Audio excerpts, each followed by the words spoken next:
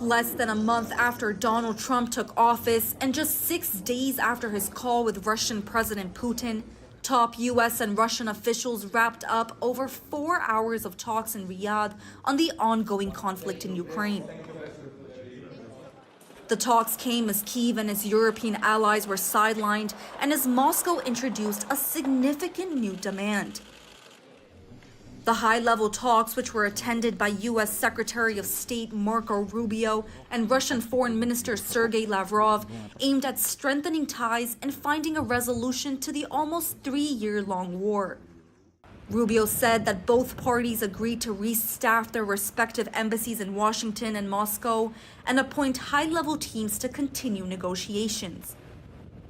He also called the meeting the first step of a long and difficult journey, further adding that in order to bring an end to any conflict, there has to be concessions made by all sides.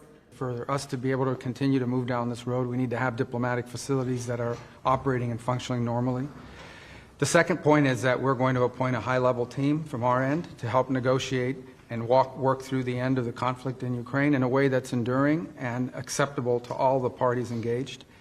Meanwhile, Lavrov called the talks very useful, adding that the two sides did not just listen, but heard each other. Разговор был, я считаю, очень полезный.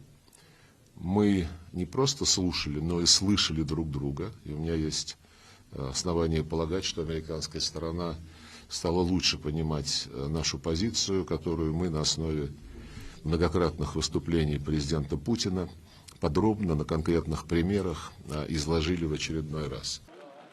The talks came just as Russia announced a major new demand for NATO to scrap its 2008 promise to one day give Ukraine membership and for Kyiv to agree to neutrality.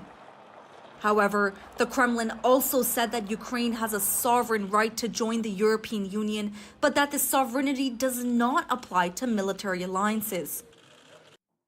Conditions were discussed for a potential Trump-Putin meet, but no date has been set yet.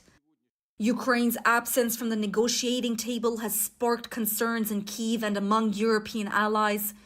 Ukrainian President Zelensky has said that any outcomes from talks without Kyiv's involvement would be unacceptable. Samia Afsar, NDTV World. Я переконаний, для України, для нашого регіону і для Європи принципово, щоб будь-які перемовини щодо закінчення війни відбувались не за спиною у ключових суб'єктів, яких зачіпають наслідки російської агресії.